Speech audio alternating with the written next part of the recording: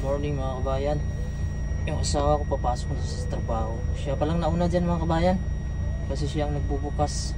Ayun, alas 6 pa yung oras natin ngayon. And so tinignan muna natin kung makapasok siya dun sa loob bago tayo alis. Kasi sobrang lamig sa loob. Yan yung decor center.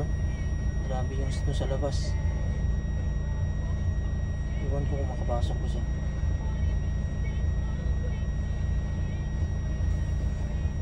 Kasi mahirap mo kabayan pag hindi makapasok eh, malamig sa labas.